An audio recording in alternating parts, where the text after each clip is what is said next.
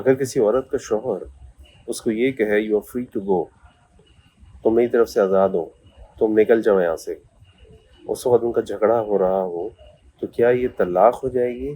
جی نہیں۔ دیکھیے طلاق صرف اس صورت میں ہوتی ہے جب طلاق کا لفظ استعمال کیا جائے کسی جھگڑے میں۔ اور یاد رکھیں کہ طلاق کے بارے میں اللہ کے نبی صلی اللہ علیہ وسلم کی حدیث سے آپ نے فرمایا طلاق مذاق میں بھی ہو جاتی ہے اور طلاق حقیقت میں بھی ہو جاتی ہے۔